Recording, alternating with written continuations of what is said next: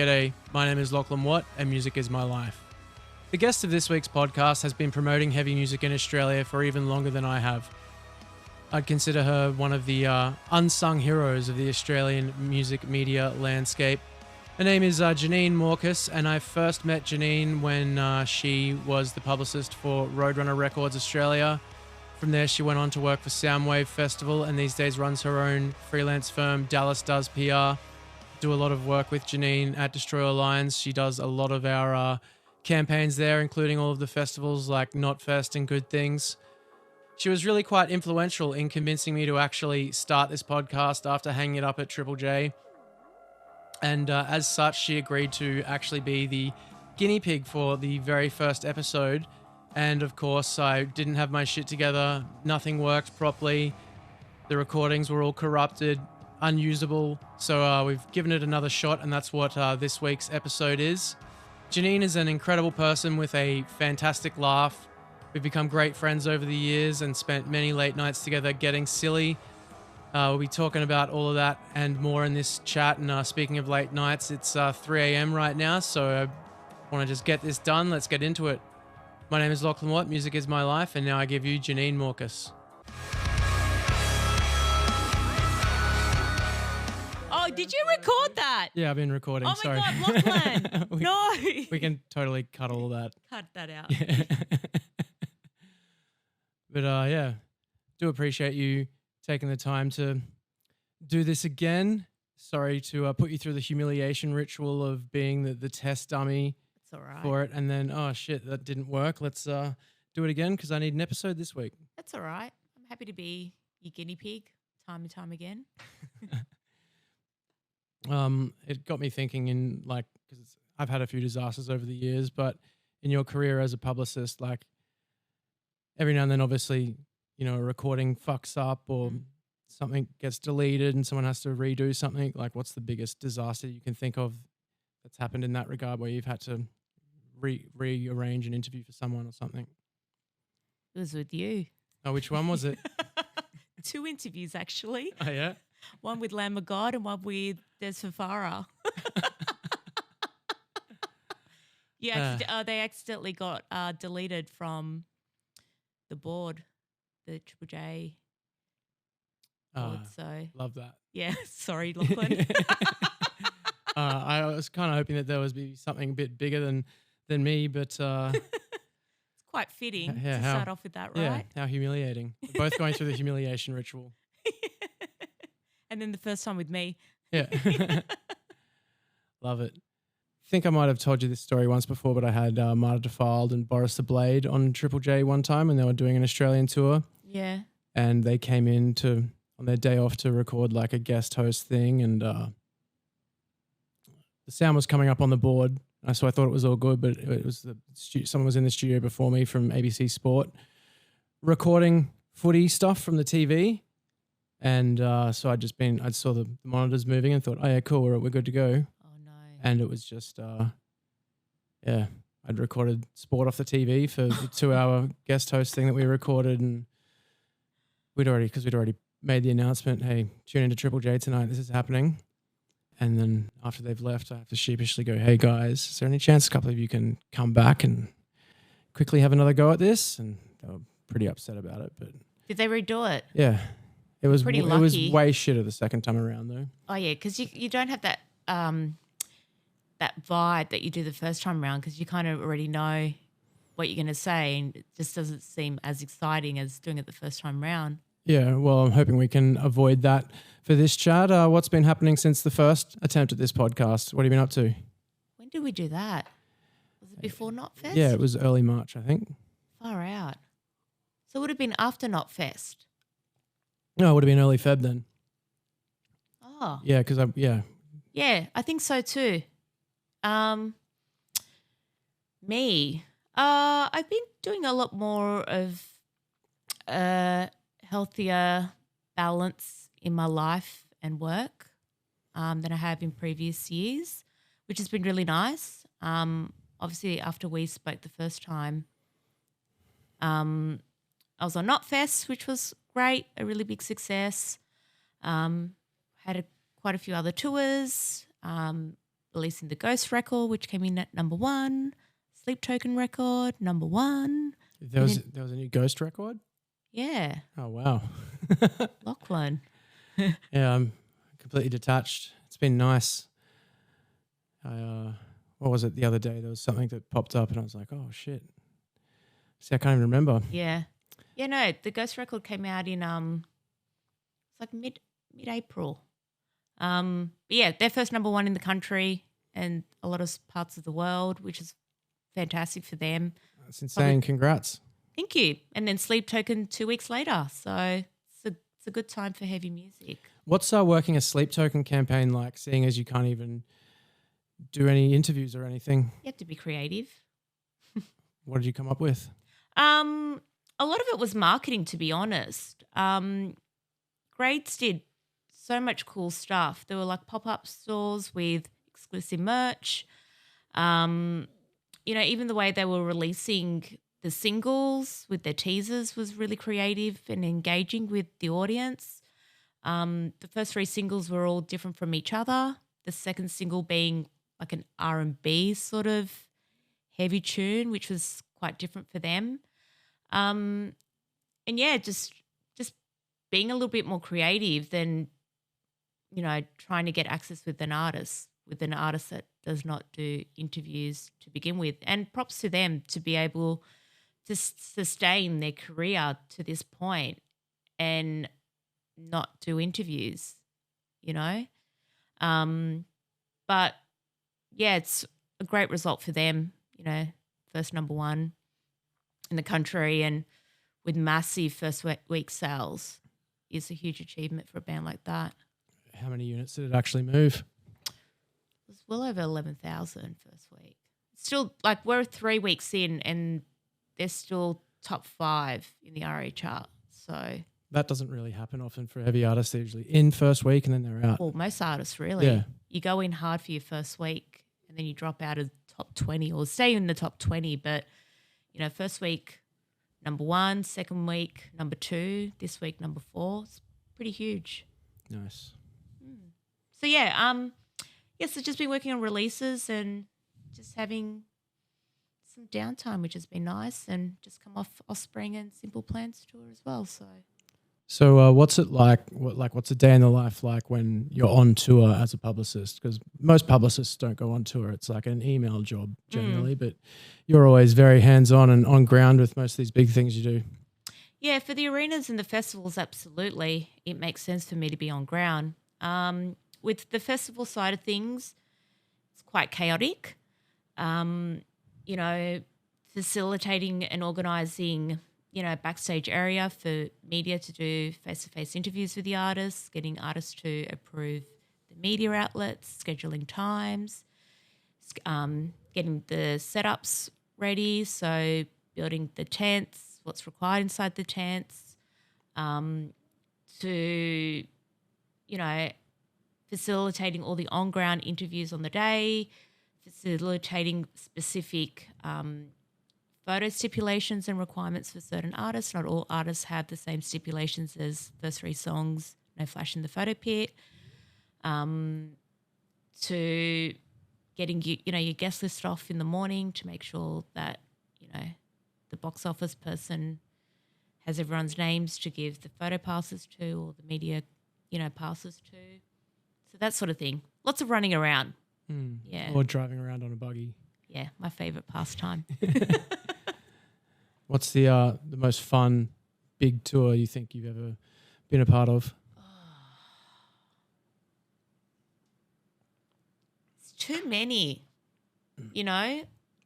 Soundwave days were great. Those days were awesome, and even back then the media landscape was so different to what it is now. And even touring back then was a lot different to now. So you had a lot of things to do in between the festival dates with artists, Yeah. What do you think the biggest difference about touring then and now is? Well, obviously, you're getting artists in and out pretty quickly. There's not as many days off in between as I think back then, you know, the big day out used to be called the big day off because artists had so many days off in between, you know, their side shows and the festival dates. And they were here for, you know, a couple of weeks as opposed to, say, a week. You get them in and out.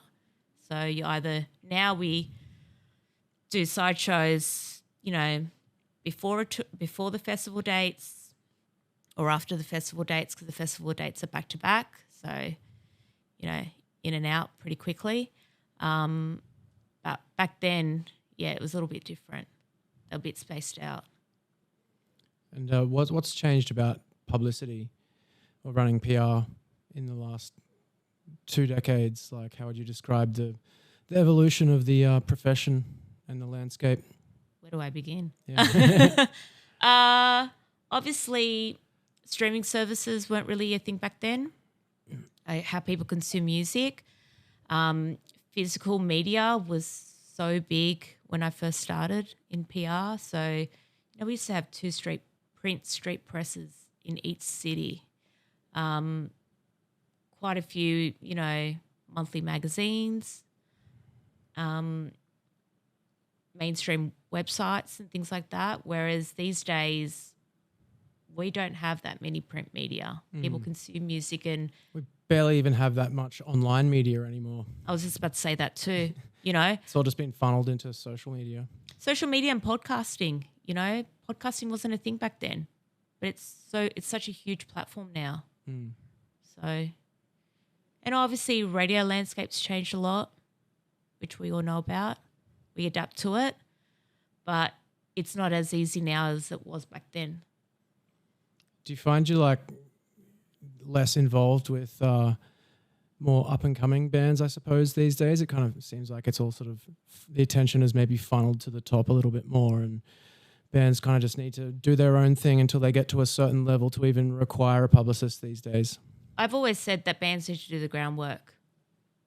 You know, even back then, bands should do some of the groundwork, understand the ins and outs, the basic, you know, the basic PR that bands should be doing, and even also connecting themselves with media and influencers and tastemakers and building that relationship with them, you know, until they're ready to have strong enough material and some sort of touring behind them to engage in a publicist. Why would you spend all that money on a publicist when you can do some of that groundwork yourself and understand and manage your expectations as well when you do engage with a publicist? Because I think artists think, you know, you get your band together, you write some music, all of a sudden someone else can do it for you. It doesn't work that way. I certainly don't work that way. But also, I guess, you know, working with upcoming artists is a lot of work. It's so much harder to break a young emerging artist these days. You know, it takes a long time compared to what it used to be. And so I don't really we haven't really taken on upcoming artists in quite some time because it just requires a lot of work, which also means having to fork up the money. And for me, that's not what it's always been about, you know. And we always work with artists and clients that we believe in, that we love, and that we know that we can deliver on our end. Who do you think the last artist that you would classify as having broke or like kind of built up to that level might be? God. It's a good question. I don't know. It's been a while. It's been great working with Make Them Suffer, having Alex in the band and seeing this new life in them. I feel like they're finally getting their dues after all these years. Oh, 1,000,000%. 1,000,000%. I think Relica, last artist, I think from where they were with their EPs to then releasing their first full-length album, seeing their growth has been really amazing. Maybe I'd say Relica. Yeah. What about the first, like what's the first artist that you remember kind of being like, holy shit, yeah, we just did that. Look at where you're at now. Polaris. Nice. Yeah, really proud of their journey. You know, I started working with them when they signed to Resist, and before they released the first album. And yeah, we really did make some waves on that record, which set them up to where they are now. So yeah, first band that comes to mind would absolutely be Polaris. Yeah. I'm just trying to not repeat myself from last time here, but I guess it doesn't really matter. No one else has heard it, only us. Yeah. I'm just in my own head. Well, these are things we did not touch on the last time. So. I thought we did. Or I don't know. I was going to talk about how I didn't really believe in Polaris the first time I was kind of exposed to it. I just thought it was like, yeah, this is solid, worthy of a radio play, but I didn't expect it to blow up like it did. I was just like, it's another metalcore band. I remember this. We've had this conversation before. Yeah, on the first attempt of this, I think. Yeah, maybe. Oh no, we have spoken about it prior to that. So. Yeah, it's crazy. Just didn't expect that to happen. Now they're just massive tour in Europe with Slipknot. It's pretty great. They've always been a band that have always, planned their 6 months ahead, 12 months ahead, that sort of thing. Be quite particular with how they plot their touring, how to grow their touring. To start from, the first time I saw them play was Northcote Social Club, to a sold out 300 capacity room, or whatever the size room that is, to, on the last album cycle, to seeing them play to a packed Horton Pavilion. Bananas, But props to them because they put in the hard work. You've put in quite a lot of hard work. Let's take us back to the start. Because I've first ever interacted with you when you were working for Roadrunner Records Australia, back when that actually existed. And that hasn't existed for probably like 10 or 15 years at this point, or at least 10. It's been a long time. 10 or 12, maybe. I can't even remember the year that Warner took over. It's definitely over 10 years, probably 12, maybe. Yeah, it seems insane to just even remember that there was once a time where a band could sign to Roadrunner Records Australia. That was a thing. I know. I know. Roadrunner was the best. I loved working for Roadrunner. It was such a great label. It was family. It was home. You had those intimate relationships with artists as well as your peers around the globe. And they really gave a shit about the artists, And it was such a solid, strong brand. Even before I started working for Roadrunner, in my teens, getting into heavy music, Roadrunner was always that brand that you always knew about, and the artists that they signed, all the new metal acts that I loved listening to back then. I really loved that culture that they kind of had as part of the brand. Yeah, I thought I was the sickest cunt when I had like Roadrunner Records stickers on my high school textbooks and things. Yeah. Didn't we all? Yeah. I think I've got a Roadrunner Records CD wallet at home somewhere for all my pirated music back in the day. So good. You were at Death Before Dishonor, right? Yeah. Or doing your columns? Eventually, yeah, but I think it was, I don't know when you came into the picture. I think actually when I was on the webzines, it was Bob. Yep. And then, you and Gianna. Yep. Yeah. What happened to Bob? Where's he at these days? Don't know. We lost touch with him a fair few years ago. Yeah. He, honestly... Hopefully he's retired and out of this game. I think getting he has. some peace. Yeah, I think he has. And, I owe my PR career to him. when I started working at Roadrunner, did not have a PR experience whatsoever. He taught me the whole ropes. So how did you get your foot in the door in the first place? I was working at Sony Music at the time as a merchie, and a friend who I used to work with at a booking agency in Sydney when I still lived in Sydney had sent me the job ad of the coordinator role. It was like only 2 days a week. And she's like, apply for this job. It's perfect for you. I've already put in a good word. So I sent him my resume, and the person who I reported to at Sony Music, I had him down as a referee.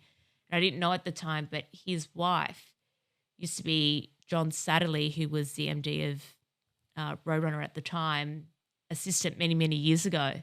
So they already had that sort of connection. So he also put in a good recommendation, and obviously they thought I had the chops to do the job. And so I started as a coordinator, and, within a few months I went to full-time. And then after a year or so, they promoted me. And then a few years later after that, promoted me again, and the rest is history. And so had you already decided that, music was going to be your life at that point? No, it was when I was 14 when I started playing drums. Oh, yeah? Yeah. And just, really heavily getting into grunge music, alternative, metal, new metal. I knew back then music was where I wanted to be, and for some reason I always wanted to be a publicist. Who knows why, but it was something I was always really fascinated with. More excited about the possibility of that than being a drummer? Yeah. I had no career in drumming, let's be honest. When was the last time you sat down behind a drum kit? I was 21, so 21 years ago. You think that'll be the last time that ever happened? Oh, yeah. People have tried. Yeah. What, did you actually ever play in bands? Yeah. I was in an all-female fronted band in high school called Femme Fiend. And we used to play Femme Fiend. And we used to play in the school assembly, and we had some gigs outside of school, and we used to love playing covers like Veruca Salt and Hole and Nirvana and Alanis Morissette. So that was my first proper band. I was in a band with my brother and another friend. We were called Spleen. These names are fantastic. I need to track down some Femme Fiend footage. No, you'll never find it. You'll never find it. It was way before the internet was a thing. So you don't have any old VHS sitting around somewhere for you? Probably do, Yeah. I know I definitely have photos on a floppy disk. Does that show my age? The most low resolution photos possible. Is it showing my age? Yeah. But yeah, so I was in bands, but I always knew drumming wasn't for me. I was an okay muso, but I didn't have the chops to be able to do it as a career. Do you remember the point of deciding I'm not going to pursue drums anymore? Yeah, it's when I finished high school, and I did music in high school. And I had to play 2 songs. Oh, I remember playing 2 songs on drums for my HSC. One was Soulfly, the other one was Slipknot, which is quite ironic, being able to work with those artists later on in my career. And I finished high school, and for me, that was it. I went into studying at JMC, music business, and I knew the business side of things was where my heart was lying towards rather than being a musician. So you were full double kicking. Yeah. I need to see this somehow one day. With my short spiky hair. I'll just my Doc Marten boots and my dog collar. I'll bring my e-drums that I hardly ever play anymore around one day. Well, next time I come around, just Be like, all right, show us what you got. Yeah. See if you still It's got funny it. because there've been artists who, you know, during sound check would be like, get behind the kit. I'm like, nah. They're like, you never forget. I'm like, I'm embarrassed. It's been 20 years, you know? No. I feel like you can keep a beat or you can't. I'm sure it'll be okay. This is true. It's true. It's just trying to find your feet again. It's like riding a bike. I'm shit at riding a bike, so what do I know?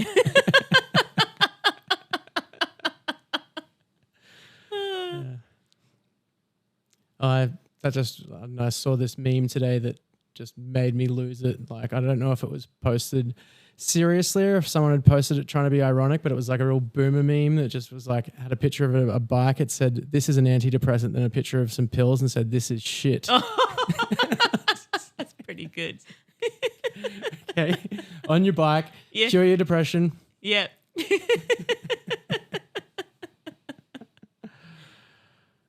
So, what do you have on your schedule for the coming months as a publicist? Well, we've got some tours that have been announced already that we're working on. So, got the Short Stack tour that kicks off this week. Then it's the Make Them Suffer regional tour. And then, God, what do we have? We've got Sabaton coming out, the Ghost Inside tour, Imminence tour, and that's it. That's been announced. And then in terms of albums, we've got Baby Metal out in August, and we've got Rise Against, and some of the big ones that we've got coming up, with more to be announced. So, yeah, so we're in a kind of period now where we're just setting ourselves up for the second half of the year, which you don't usually get the time to be able to do. So it's been really nice to be able to have some breathing space, to be able to start setting up for a busy second half of the year, rolling into next year as well. You have to keep a lot of secrets in your work. You enjoy doing that? Does it get stressful sometimes, having to keep things under wraps? Or I guess you'd be pretty used to it at this point. Oh, you get used to it. It's just so easy to just not say anything. You know, I think people hire you for a reason. They hire you because they trust you. They hire you because of your loyalty. And regardless of how exciting something is, they know that you're not going to talk out of school. So, yeah, a lot of the times I keep things so secret that I forget that I had already known. And then it gets announced. I'm like, oh, yeah, I've known this for ages. You just automatically forget, you know. Yeah, you could be working on something for a couple of months before an announcement's made. And then when it's out there and people get super excited, you kind of forget how long you've been sitting on that news for. Have you ever really blown it, put your foot in it and blabbed out something you shouldn't have? That? Not really. Not really. It's always like hard. I think in the beginning it was always hard with festival lineups and people wanting dirt out of you. And you're so excited, you want to share information, but you know you just have to keep your lips tight. So no, there's never really been a time where I've always been a pro. Well, I try to be. Well, it's like even when we worked on the first Knot Fest together, and we were setting up our coverage, and you were like asking for band names. I wasn't even giving it to you. You're like Slipknot. That's all you get. Yeah, and they were already announced. Yeah. So. Yeah, I don't have the same secret keeping ability as you. That's why it's loose lips. Always been my job to spread the news. Yeah, loose lips, Lachlan. Say that 3 times with an Invisalign in your mouth. Loose lips, Lachlan. Yeah, I won't attempt it. What advice would you give to someone that was considering following in your footsteps and trying to build a career in music, PR, publicity? Don't do it. No, I'm joking. It's funny. I realized the other week, like the name of this podcast. Every time I've tried to explain it to like a guest or something, it's been kind of clunky. Yeah. I'm like, oh, it's kind of positive and it's like kind of negative, like a bit of a double meaning sort of thing. And I think I finally clicked recently and I realized it's just a more specific way of saying fuck my life. Yeah, pretty much. Why did I choose this path? Yeah. Why didn't I go in an easy career where you can make tons of money and it's 9 to 5? No. Look, I love what I do. And I think the reason why I love what I do, it's because I've surrounded myself with artists that I love and believe in, with clients that I love working with, and we work well together. And you get a sense of joy with the wins, you know? When you achieve something that is impossible and you've made it possible, that makes your job super rewarding. But getting into PR, I think my path is different to a lot of, I guess, traditional publicists, because a lot of them have degrees and have obviously studied journalism and have degrees and all that sort of stuff. I've got none of that. You know, I did study, but I was also being given an opportunity to work in the industry at such a young, early age before I could even finish my degree, that I chose the path of the work experience, you know. And back then, I got my foot in the door and I started as a receptionist and I worked my way up and I made the connections. And obviously found, you know, a career in publicity, which I'm great at. I like to think I'm great at. But also having the right people along the way. But if you were to start, you know, a career in publicity, do some, you know, intern work, learn the basic ropes. You know, you want to learn the dirty work that that is not glamorous, but it's super important as part of a publicist role.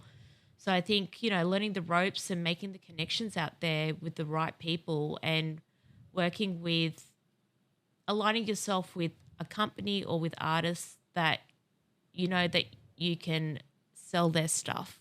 You know, you don't want to be a metalhead working with a dance company or, you know, or working with R&B artists, because, you know, you're not going to be able to sell the artist to them. It's not worth getting experience as a publicist unless like you genuinely believe in what it is you're promoting. You have to. Yeah. Because, you know, you have to hustle hard.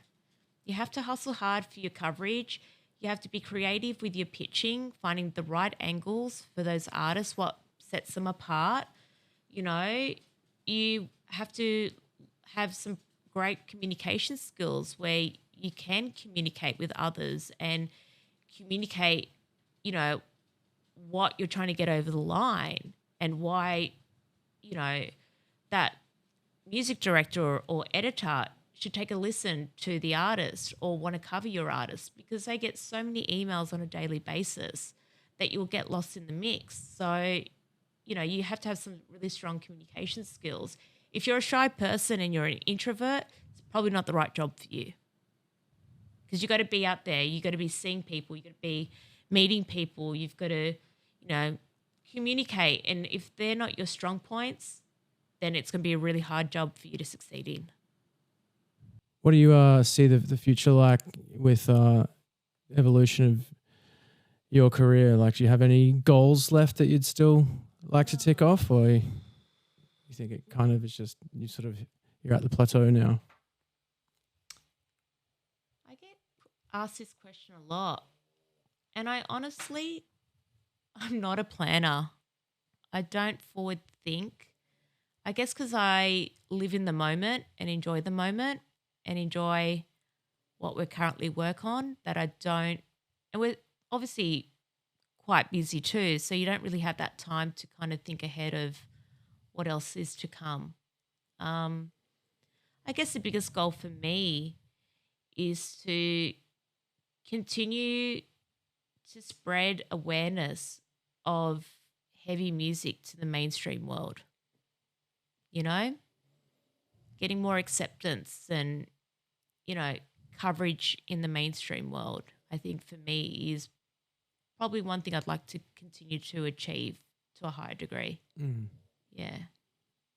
Do you think it's more accepted now than it was when you started? Because I kind of always seem to feel like it sort of has its moments of like a new sort of wave of a new subgenre will kind of blow up and it'll get a little pockets of coverage and this and that, and then kind of it's sort of like wait until the next kind of wave of the next popular style of heavy music comes through and it sort of happens again and then backs off a bit. It depends on the artist. Yeah. Like look at say for example, look at Speed. Look at their mainstream coverage.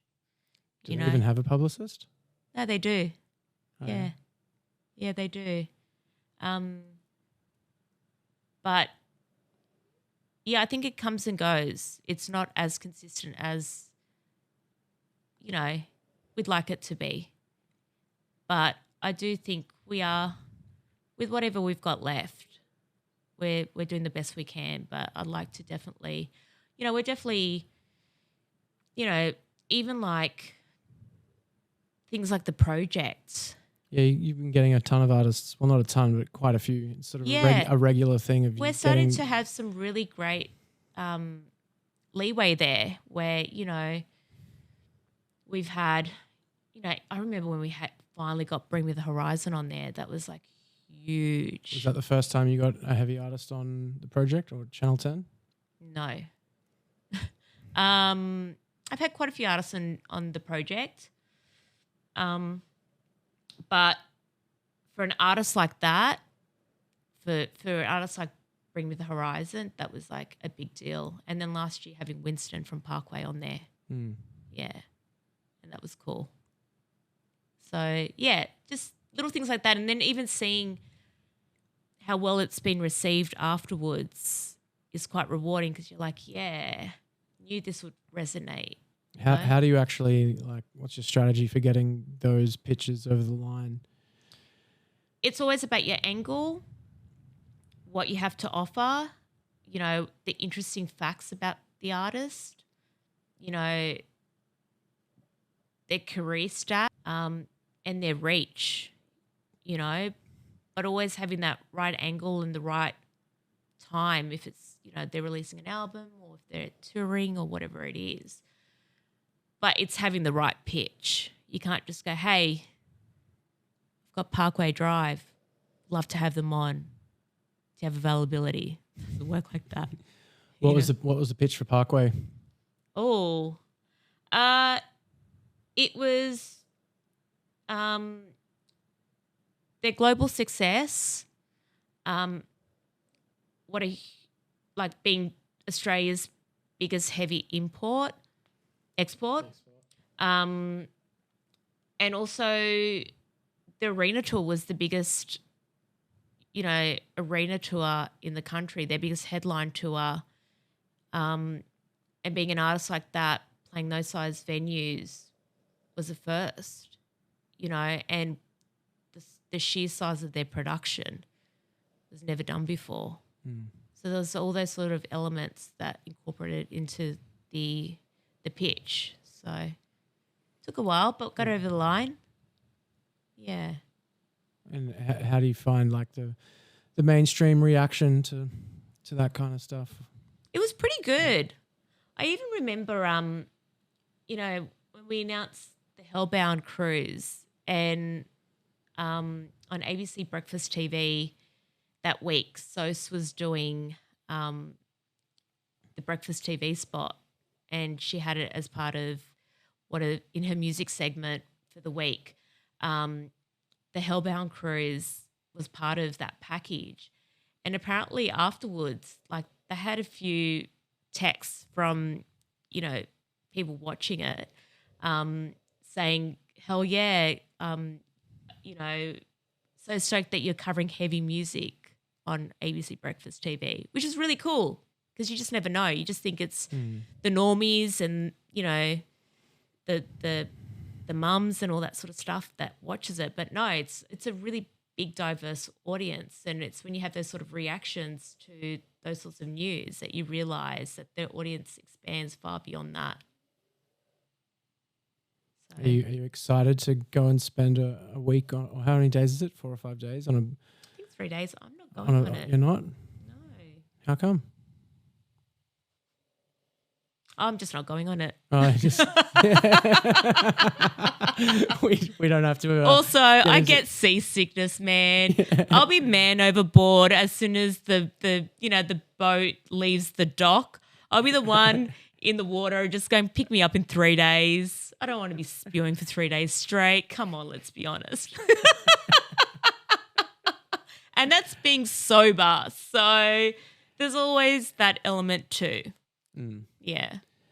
Yeah, it's on one hand it sounds like really exciting and fun, but then on the other it's sort of like I don't know if I could think of something much more terrifying than just being stuck on a boat for 3 days, like a festival you can't escape. Yeah. And I'm an extrovert and an introvert, so my social battery can wear out pretty fast. So to try and escape and have some me time in between being around people, I would have a meltdown, to be honest. Be screaming in a little tiny cell. I'd go on I'd go nuclear, to be honest. I'm an Arab, what can I say? I'm fiery and feisty at the best of times. You would not have a PR career for much longer after that? No. If we put you on the boat? Yeah. Stick me on a boat and that'll be the end of me. And see what happens. Yeah. Someone take care of my dogs. I dare you. No, don't. We know it could be bad. Look, it's an awesome concept and I think it's so great and the ship looks sick and like the things they have on it and all that sort of stuff I think is great. And I think it's great to see that it sold out so quickly. You know, it just shows that there is a demand for something like that, something unique and different. I couldn't believe like how fast it sold out, particularly because after I saw how much the tickets were and just the fact that there was so much lead time going up to it, I thought, oh, they must be sort of bracing themselves or we must be preparing for like a long sort of process of getting this sold if it's getting announced this far in advance. Yeah. But you just never know. Yeah. You never know if something's going to resonate or not. I think, we've had these conversations before. We think lineups are super strong and they may not sell as well, or there are lineups where we're like, oh, this is okay. And then they sell the best. And we're like, are we out of touch? Just never know. Yeah, like this prom queen tour, just the band was freaking out, like, oh, the rooms are too big, and then it was like, are they too small? And it's like, no, let's play it safe. Yeah. And they just all sold out instantly. So good. And like everywhere except for I think Sydney is like the biggest venue they've ever played, will have ever played in that city. Wow.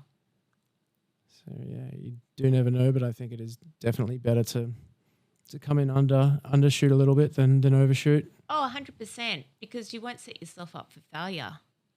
See, if you aim too high, it'll shoot you in the foot, So you may as well play it somewhat safe and conservative and know that you can make some noise. You'd rather something sell out super quickly and create that demand and that hype for whenever, if the artist was to ever do something down the track, then you've got that, as your, in your pocket as ammunition to go, well, this is our demand. Like, this is how much our fans want to see us, and you can continue to grow rather than go out too high and then not sell enough tickets and then you're begging online for people to buy your tickets. It's, you'd rather aim low than aim too high. It's never a good feeling when you walk into like an arena show and It's half empty. yeah. It's grim. Yeah, music is my life. Yeah. In all forms. Yeah. The good, the bad, the ugly, we love it. It shapes us, right? Yeah.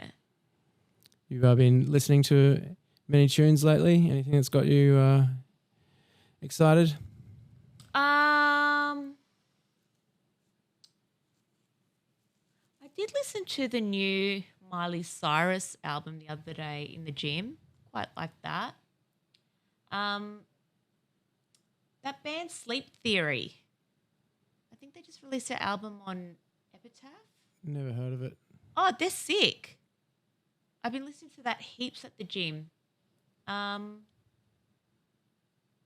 probably the only new music I've kind of really listened to outside of what we've been working on. I would like to spend more time listening to new music. I just never get around to it, you know? What about you? I find myself listening to far less new music now than when I was at Triple J. Yeah. Sort of it just became, not that I don't enjoy listening to new music, but it became like once it's a bit of a a responsibility or a chore. Sort of takes the shine off things a little bit. Yeah. And it's been refreshing and nice. Like the new Rivers of Nile album. Oh yeah. I think it actually came out on Friday, and I think I was just like, because I'm sort of a bit more out of the loop now. I was sort of just didn't have that anticipation of like, oh fuck yeah, this album's coming out this week. I'm going to listen to it, and obviously didn't get like an advanced stream like I would have back in the day. But even I got sick of that. I sort of got tired of having everything in advance, and sort of ended up deciding that I preferred to kind of be in it with the excitement of everybody else. Yeah. But then I think it was a couple of days ago on Monday, I realized, oh shit, the new Rivers of Nile album is out, and listened to that and was like, this fucking rules. Yeah. It's always nice when something surprises you and gets you excited again.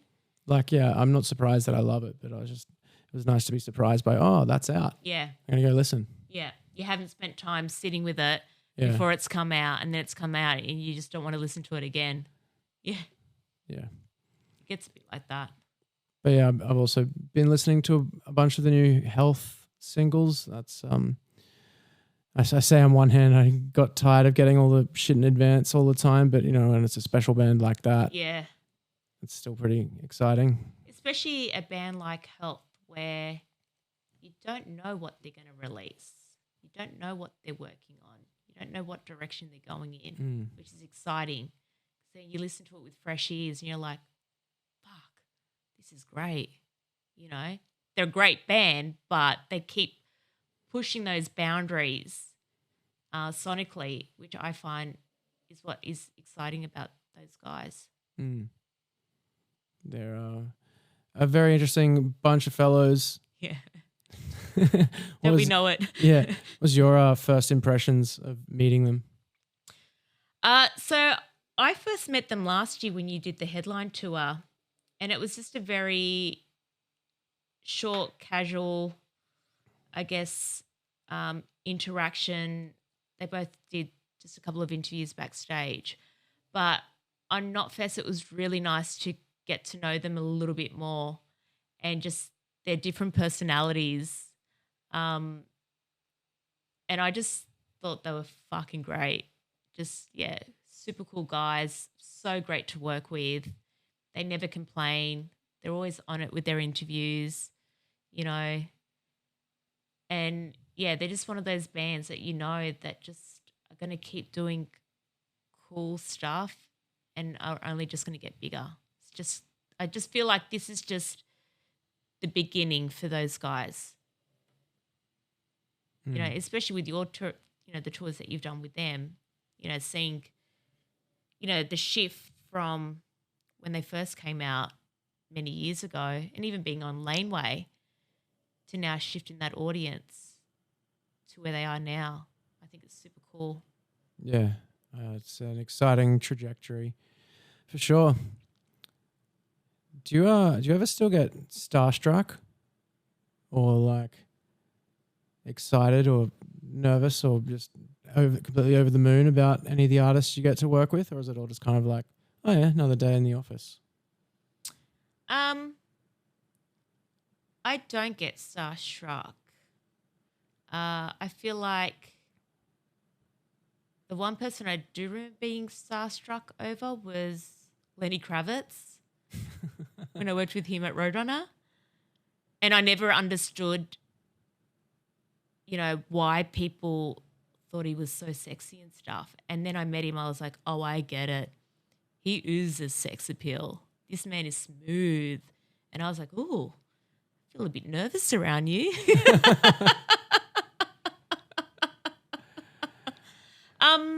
But no, I don't get starstruck. For me, I just see them as people I work with. I have the utmost respect for. And I just see them as another human being. I get excited to see artists that I've worked with over long periods of time, and then you see them after a while, and it's really nice to, engage and bond and that sort of stuff. But in terms of being starstruck, not really, no. You surely must have been a little bit starstruck at least a couple of times in the early days. Oh, early days, yeah. Do you remember anything in particular that stands out in regards to that? I remember a time with Brandon Boyd from Incubus, Soundwave days. I was so in love with him when I was 14. He was weak at the knees. Oh my God, I was driving a buggy, driving him in the buggy. It was so funny. They were playing Soundwave, and the tour manager at the time asked if they could be taken from the media compound to this meet and greet that they were having straight after. I was like, yeah, I've got a buggy. Didn't know how crazy I drive a buggy. And yeah, Brandon Boyd sat next to me, and all I remember was like, oh my God, Brandon Boyd is sitting next to me. He's staring at me, having a conversation. I'm trying to act cool and stuff and not trying to act like a maniac. And I was very starstruck. So did you just blink and suddenly you're at the destination? Pretty much. And I told him he was a legend, and he's like, no, you're a legend, and kissed my hand. I was like, oh my God, I'm going to die now. Yeah, Brandon Boyd. And actually, I've been starstruck by him on 2 occasions. I remember the first ever Soundwave I did when I was at Roadrunner, and it was at Eastern Creek Raceway, early days. And I was watching Killswitch Engage perform on the side of stage. I had a beer in my hand, and my bag was on the floor, and he came and just stood next to me. And I remember just like looking over and looking up, and he just looked down and smiled, and I just freaked out. And I literally grabbed my bag and walked off. I was like, I can't do this. Can't do it. Can't do it. Don't embarrass yourself, Janine. Don't embarrass yourself. So yeah, that's 2 accounts with Brandon Boyd. Yeah. Right. Have you had a starstruck moment? You would have had a few. Oh, yeah, definitely. Oh, yeah, Adam D, Killswitch, when I took them into the HJJ. I think I was probably more starstruck by Jesse Leach. Oh, really? Yeah, I remember I took him into the office to be like, He look at showed my you your photo? poster I've got of you on the wall from the Alive or Just Breathing campaign. That's right. And he was just kind of like, cool. Nice to meet you, man. He's one of my dearest friends. I love him dearly. Yeah. I do remember that day. Yeah. Adam was off his head. Oh. I think they were all drunk, but he was in No, particular. they weren't. It was just him. Jesse wasn't. Jesse was sober. But Adam had been drinking beers before I met up with him and before he got into the car, drinking in the car, and then was a maniac. And then I remember when we were getting in the lift, and he screamed so loud that there was an older woman sitting down at her desk that he scared the pants off. And I was just like, oh my God, what is wrong with you? But it's part of the fun, right? What's the worst an artist has ever blown it on a PR day like that. That's, I'm sure there's probably something that you can't tell, but if there's anything that... Probably Dave Mustaine stories, but I won't share. Yeah. You have to tell me later. It seems like almost everyone's got a Dave Mustaine story. Oh, yeah. My Dave Mustaine story, it was nothing that really personally involved me, but I always thought it was just funny. I was at Hammersonic. Yeah. I think I just went over because it was a sick lineup, and I was staying at the same hotel as all the bands. And Dave Mustaine's at the breakfast buffet in Jakarta. And there's like 3 different types of eggs. Like there was like boiled and fried and scrambled, and he wanted his like somewhere in between or something. Like he had a specific desire for how he wanted his eggs, and he's there with his beanie on trying to like be all incognito, but he was just like really just doing the American thing of just like trying to loudly explain, like they don't understand English, but if you say it louder, they'll understand somehow. Yeah. That vibe, just trying to tell this poor lady at this breakfast buffet how she was meant to cook eggs specifically for him. Oh, no. And I was like, oh man, that's a Dave Mustaine event if I ever saw one. Yeah. And then the rest of Megadeth are all sitting together with their crew having fun, just chatting, and he goes and sort of sits at a different table by himself and chucks his hood up, and it's like a stinking hot day, and he's got a beanie and a hood on, just trying to hide after having this little weird egg tantrum, and just thought that was quite funny. Quite fitting. Yeah. Yeah. Sort of matched everything I'd heard about the man over the years. Yeah. Sue me, Dave. Yeah. Guess you can't sue Janine, but I haven't said anything bad. yeah, no. You're too much of a class act, unlike myself. Oh, don't want it to bite me on the ass. Yeah. I find, I feel like my stories and what I've experienced are just, funny adventures in my life to look back on, Sometimes I look back at stuff and I think, God, I've seen and done some really weird shit, I've met some weird ass people. Yeah. I've been involved in some weird stuff, but it's great. It's funny stories to share. I just can sort of see that hallway in my peripheral vision, and I'm just thinking about passing out in a K-hole in the stairwell. I told someone that story the other day. Who? Oh, just a friend. But they were like, they were going, the part where I was like, oh yeah, and I had to take him to bed. And I was like, oh no, that's just not all. The story just kept going and going and going. But you waking up the next morning not realizing, like, I've had the best sleep. I'm like, did you know what you did last night? No. You're in a K-hole, bro. I found your level 3 curled up in a ball in front of, my neighbour's door. Yeah, so this is we're on level 2, so I dug myself up some stairs somehow.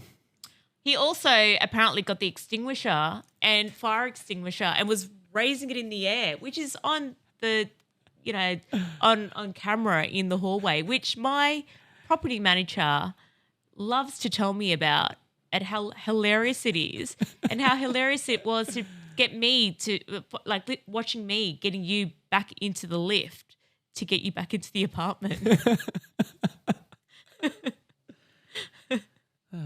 Good times. I know, right? Well, it's probably a fun place to end it if you've, unless you've got anything else you wanted to chat about. Not really. Thanks for sticking through it with me again, and thank you for everything you've done for me over the years. Thank you for encouraging me to get this podcast going. As much as it is a pain in the ass, it is very satisfying once the end result is done, and I do love having conversations like this. Of course, and I love ya. Love you too, Janine. You're a great mate and always support you. Sweet. Thank you so much. Thank you.